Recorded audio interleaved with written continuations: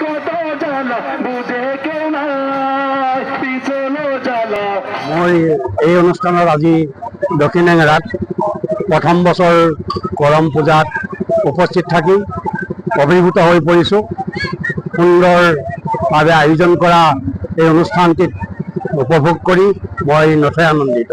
প্ৰথমতেই সকলো দক্ষিণ হেঙেৰাবাসী ৰাইজলৈ মই মোৰ তৰফৰ পৰা অভিনন্দন জ্ঞাপন কৰিছোঁ।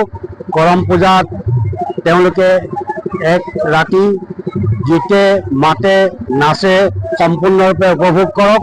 আৰু কৰ্মই ধৰ্ম এই অনুষ্ঠানৰ মেইন আধাৰ হ'ল সেই কৰ্মই আমাৰ ধৰ্ম।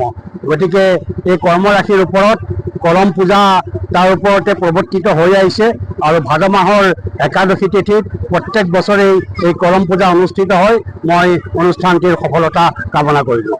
দক্ষিণ হেঙেৰা বাগিচা সংঘ ও কৰ্মচাৰী সংঘ লগতে আঠছা বৰজান উপশাখা আমাৰ মহিলা গোট গাঁওৰক্ষী বাহিনীৰ সহযোগত আজি দক্ষিণ হেঙেৰা চাহ বাগিচাত যি কৰম পূজা আমাৰ আয়োজন কৰা হৈছে।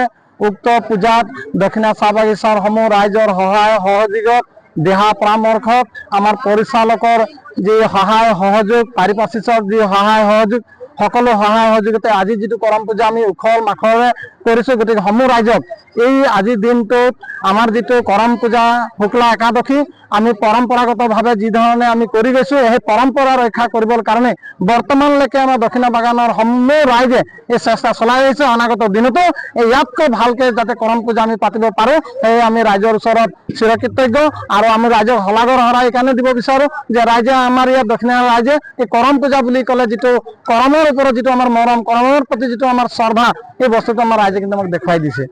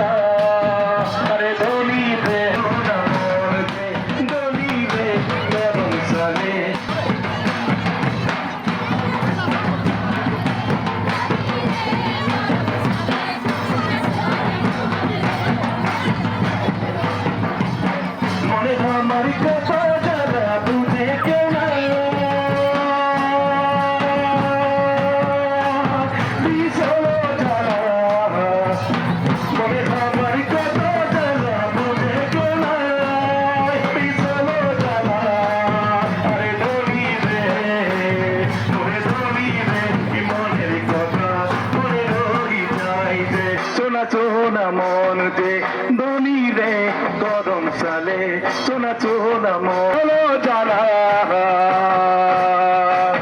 মনে আমার কত জ্বালা বুঝে কেউ নাই পিছলো জ্বালা। আরে ধনী রে মোরে ধনী রে মনের কথা